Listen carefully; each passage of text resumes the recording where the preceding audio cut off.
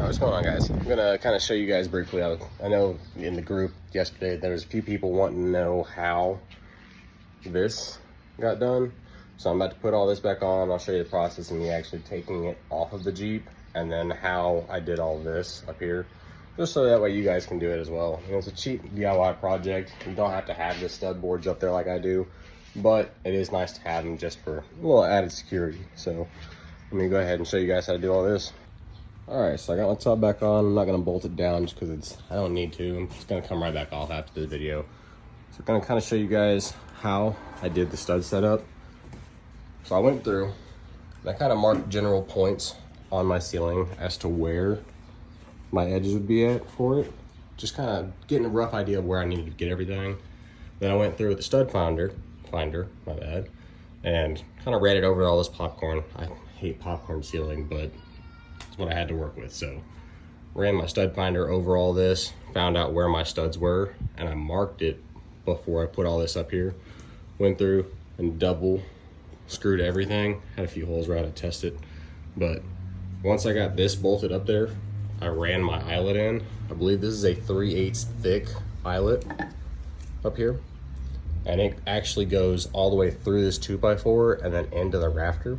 So the floors, I don't think they're 2x4s, I think they're like 2x6, but anyway, it goes through this and then up into the actual rafter. That way it's nice and secured. I made sure it was nice and secured. I actually had me and a buddy hanging off of each side just to make sure it was gonna hold a good amount of weight. I'm like 220 pounds, he's like 280. But did all that, got these put up there, and now let me kind of, actually, I'll put a link for these, a little photo right here, just so you can kind of see what I had. And now let me show you guys how I hook it all up. Put this thing in wide view and sit down, show you how it goes.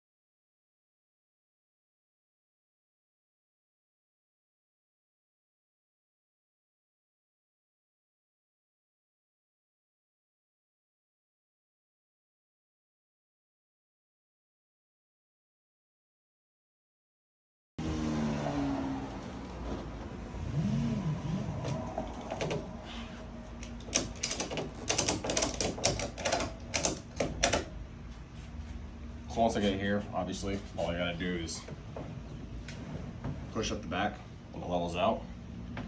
So like say I don't want it to sit this low, well, crank it up a little more. Make sure it's leveled out. Go do the same to the other side.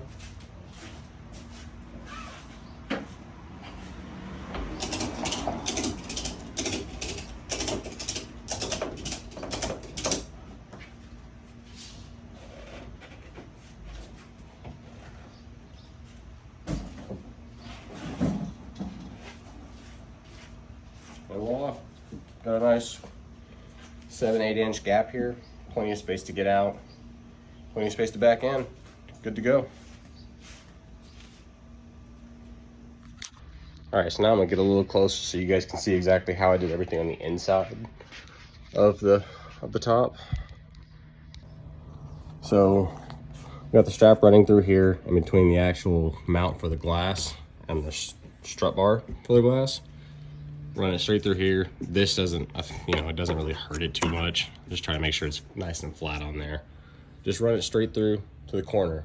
As long as it's to the corner and your eyelets around the same area as that corner, this thing will sit out just fine, no problems. Do the same thing for that side. Obviously, you want to make sure that you're, not connected if you have the connections. Not all of them have the connectors back here for the mirrors and the heaters and whatnot. But, you know, just make sure if you do that you're disconnected from it all. Once again, just check all my straps, make sure everything's good. And, well, that's all there is to it. Pretty simple. Nice and easy. So I'll kind of leave a little bit of a description as to what I used, how long everything was, rough measurements, and then again, exactly which eyelets I used. Any strap. These straps are 10-foot long straps, and I think they were rated for 800 pounds. So, I mean, as long as you have something decent, the top weighs maybe 120, 140. So as long as it can hold at least 200 pounds, you'll be all right. But yeah, I'll leave a little list of everything that I used, and that's all there is to it, guys.